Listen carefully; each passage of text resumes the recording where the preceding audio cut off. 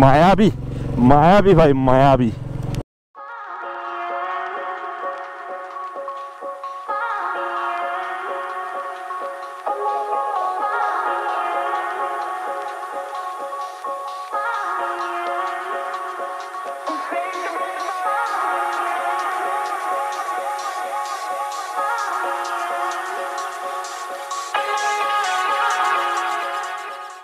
Good afternoon from Siliguri Darjeeling মোড়। তো আজকে যে ভিডিও সেটা থাম্বনেল দেখে অলরেডি বুঝতে পেরেছো কি আমি আজকে কোথায় যাচ্ছি। আর আজকে যে ডেস্টিনেশন তার দূরত্ব হলো আমার বাড়ির থেকে 72 কিলোমিটার। আর এখন সময় বাজে দুপুর 12টায় 33। তো অলরেডি বাড়ি থেকে বের হতে একটু দেরি হয়ে গেছে, আর শরীরটা বিশেষ ভালো নেই। আর শিলিগুড়ি শহরের জ্যাম পের হতে একটু টাইম হয়তো বেশি লাগতে পারে। সকাল সকাল বেরিয়ে গেলে এই জ্যামটা পেতাম না। আর এই যে বর্তমানে শিলিগুড়িতে চলছে এশিয়ান হাইওয়ে 2 এর কাম, তাই শিলিগুড়ি শহরটা পেরিয়ে আসতে একটু বেশি টাইম লাগে বর্তমানে। আর আজকে আকাশের মুখটাও কেমন যেন একটু ভার ভার টাইপের, কারণ পাহাড়ের ওদিকটায় আকাশ যথেষ্ট কালো হয়ে রয়েছে। আর যদি ওই পাহাড়ের মধ্যে বৃষ্টি হয় তাহলে হয়তো একটু অসুবিধায় পড়তে হতে পারে। আর আজকে যে এই রাইড তিনচুলে অর্থাৎ পেশক টি গার্ডেন, এই রাইডটা আমি করছি স্লো। আর আজকে আমার সঙ্গে কেবে যাচ্ছে না, তাই এই রাইড আমি স্লো করছি। আর স্লো করার কারণও আছে, কারণ এর মধ্যে আমি হয়তো নর্থ ইস্টে কোনো একটা স্টেটের উদ্দেশ্যে বাড়ি থেকে বেরিয়ে পড়বো স্লো হিসাবে। তাই ওই স্লো রাইডের মানে রিহার্সাল হিসাবে আজকে এই রাইডটা আমি করছি। আর এই যে বর্তমানে শিলিগুড়ি থেকে সেবক যাওয়ার রাস্তায় অনেকগুলি ব্যারিকেড লাগানো রয়েছে, মানে অনেক জায়গায় এখানে পুলিশ চেকিংও করছে। এর মূল কারণ হচ্ছে এখানে গাড়ি বা বাইকের কোনো স্পিড লিমিট আগে থাকতো না, তাই জন্য বর্তমানে এই রুটটার মধ্যে মানে শিলিগুড়ি থেকে সেবক যাওয়ার এই রাস্তাটার মধ্যে দুর্ঘটনা অনেক কমে গেছে। নয়তো আগে সপ্তাহান্তে এক না একদিন খবরের কাগজে পাওয়া যেত কি দুর্ঘটনা হয়েছে এই রাস্তার মধ্যে। আর এই যে আমার সামনে সেবকের পাহাড়টাকে দেখো, জাস্ট অসাধারণ লাগছে। তো যেটা হওয়ার ছিল না সেটাই হচ্ছে, বর্তমানে 2-1 ফোঁটা করে বৃষ্টি পড়ছে। সেবক অলরেডি পেরিয়ে এসেছি, আর এখন আমাকে যেতে হবে তিস্তা বাজার। তো তিস্তা বাজার যাওয়ার আগে একটা রাস্তা পড়বে ডান দিকে, তো সেই রাস্তাটা দিয়ে আমাকে যেতে হবে আজকের তিনচুলে আর পেশকের দিকে। তো ভাই এখান থেকে আমাকে নিতে হবে এই বাঁদিকে, কারণ সামনে তিস্তা রিভার ভেঙে গেছে। আর এখান থেকে হচ্ছে তাকদা দেখাচ্ছে, তাকদা ক্লাব 15.36 কিলোমিটার।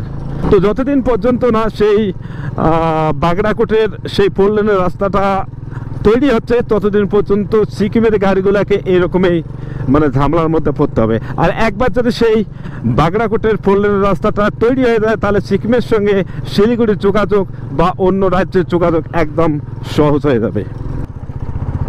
এই যে আমার সামনে এই গাড়িটা, এটা হচ্ছে সিকিম নম্বরের গাড়ি।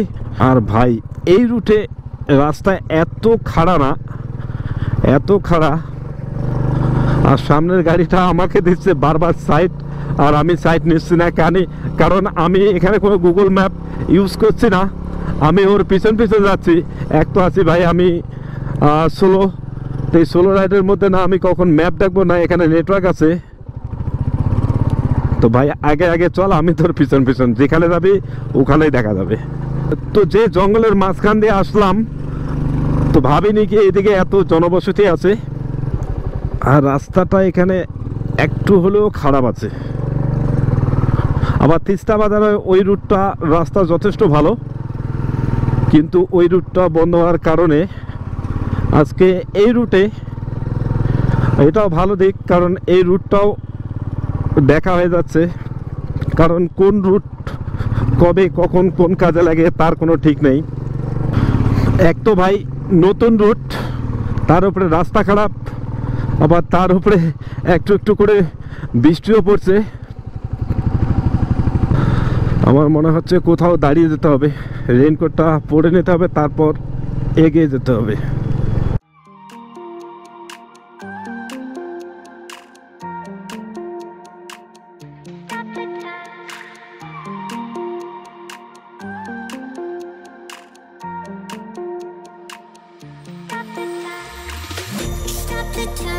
as I want.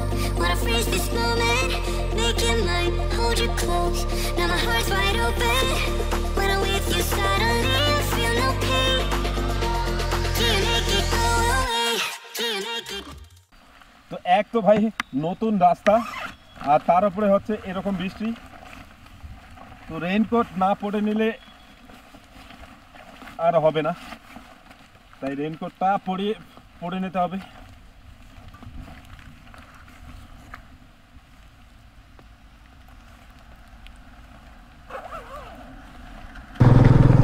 আর ভাই এখানে আশপাশে যা এই টি গার্ডেনের যা দৃশ্য না, অসাধারণ অসাধারণ এই টি গার্ডেনের দৃশ্য। আর হেলমেটের যে ভাইজারটা সেটা এতটা ঝাপসা হয়ে গেছে যে না খুললে আর নয়।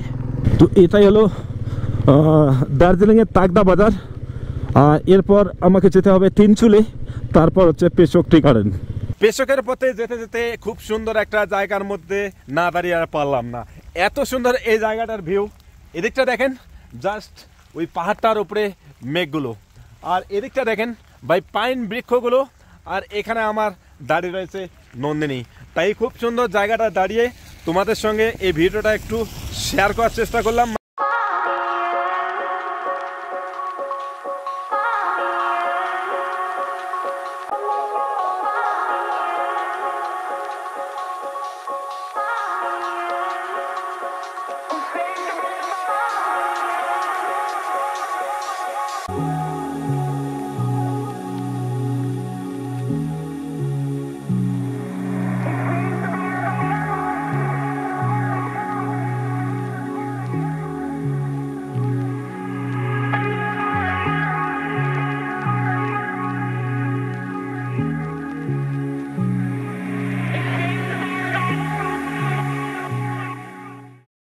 তো ভাই এখানে যথেষ্ট বৃষ্টি পড়ছে, আর এখান থেকে পেশোক টি গার্ডেন যেতে হলে আরও যেতে হবে 14 থেকে 15 কিলোমিটার। আর আমার যা নিচে যা রাইডিং প্যান্ট ট্যান আছে সব ভিজে গেছে। যাক, রাস্তা বন্ধ হওয়ার কারণে এই তাগদাটাও দেখা হয়ে গেল। রুক রুক রুক ভাই, কিন্তু ভাই রাস্তার অবস্থা খুব খারাপ, খুবই খারাপ। তো এক তো ছিল জ্বর, তার উপরে আবার এরকম বৃষ্টি, আবার ওয়েদারের জন্য মানে ঠান্ডাটা আবার বেশি করে লাগছে।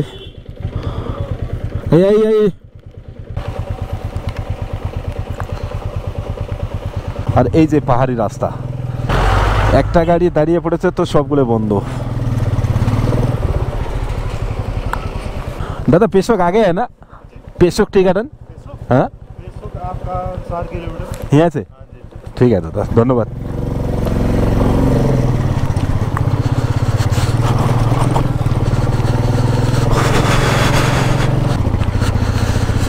ভিজিবিলিটি একদম কমে গেছে, একদম কমে গেছে ভিজিবিলিটি।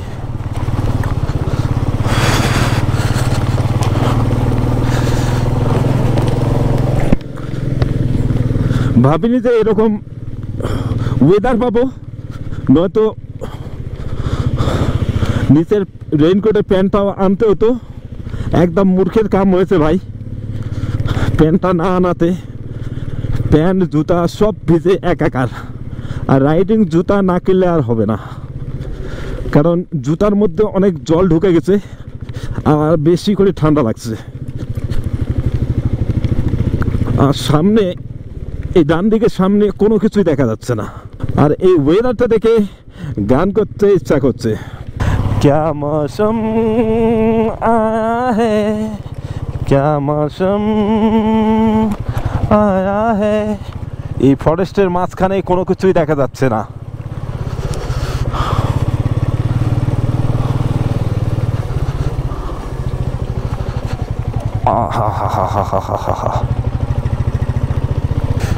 কোনো মানুষ বাইরে নেই, সবগুলো এই বৃষ্টির মধ্যে ঘরের ভিতরে।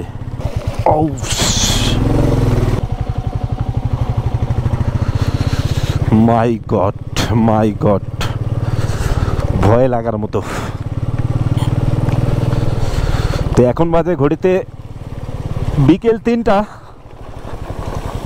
আর ভাই এত রাস্তা খারাপ, আর এই বিকাল 3টার মধ্যে এই ফরেস্টটার মধ্যে অন্ধকার লাগছে।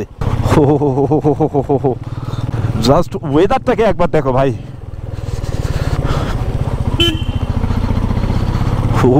মায়াবী মায়াবী ভাই, মায়াবী। তো এটা হচ্ছে আপার পেশক, আর এখন আমাকে যেতে হবে লোয়ার পেশকের দিকে। ওয়েদার অনেকটা ক্লিয়ার হয়ে গেছে, কারণ তাকদার ওদিকে ওয়েদার একদম খারাপ ছিল।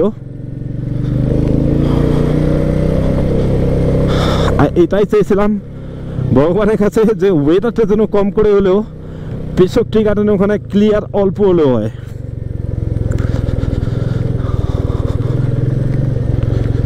কিন্তু ভাই রাস্তা শুধু নিচুর দিকে যেতে হচ্ছে, আর জাস্ট উপরের দিকের ভিউটা দেখো, মেঘগুলো জাস্ট উড়ে উড়ে যাচ্ছে, আর সঙ্গে এই মায়াবী টি গার্ডেনের মোহময়ী দৃশ্য।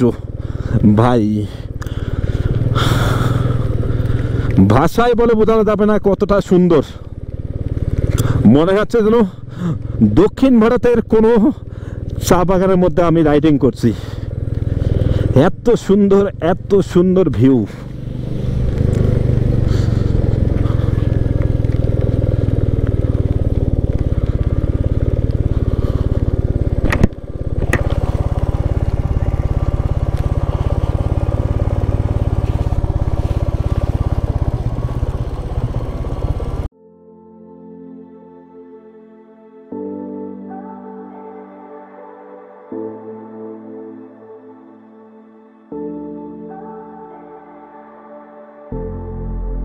You are an amazing ball of light, circling this heart you set alight.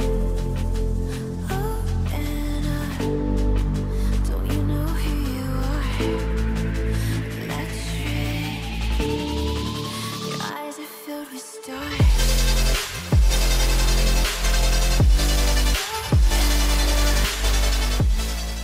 আমি যাইনি দক্ষিণ ভারতের কোনো চা পাতা বাগানের মধ্যে, কিন্তু ভাই এই দার্জিলিংয়ের এই পেশক টি গার্ডেন আসার পরে মনে হচ্ছে যেন আমি দক্ষিণ ভারতের কোনো চা পাতা বাগানের মধ্যে আছি, মানে কেরলের সেই স্বর্গরাজ্যের চা বাগানগুলোর মধ্যে। এত সুন্দর ভিউ, এত সুন্দর ভাই, না আসলে তোমরা বুঝতে পারবা না।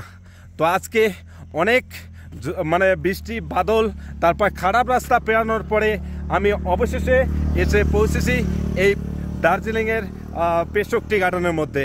আর এই পেশক টি গার্ডেনের মধ্যে ছোট্ট একটা রেস্টুরেন্টের কাছে এসে পৌঁছেছি। আর এখানে আমি অর্ডার দিয়েছিলাম ম্যাগি, মানে ডিমের সঙ্গে, আর সেই ডিম অলরেডি, মানে ম্যাগি অলরেডি এসে পৌঁছেছে এখানে। তো এখন আমি এই সুন্দর পেশক টি গার্ডেনের সামনে দাঁড়িয়ে একটু ম্যাগি খাবো, তারপর তোমাদের সঙ্গে কথা বলবো।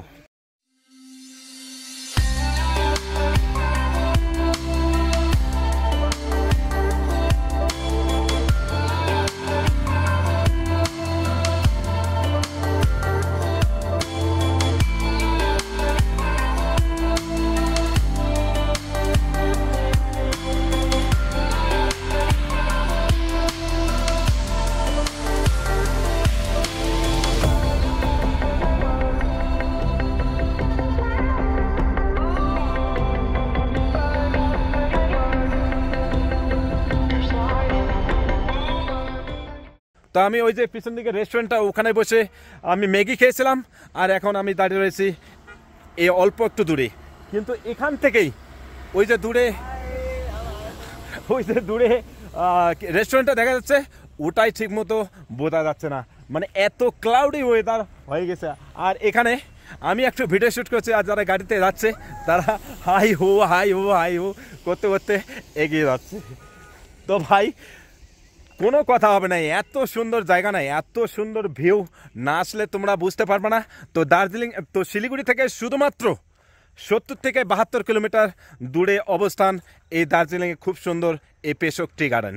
তো তোমরা যদি এরকম ওয়েদার আর এরকম সুন্দর চা বাগানের মানে মজা নিতে চাও, তাহলে তোমাদের অবশ্যই একবার ভিজিট করতে হবে এই পেশক টি গার্ডেন, কারণ এটাই আমার মনে হচ্ছে দার্জিলিংয়ের সব থেকে সুন্দর চা পাতা বাগান।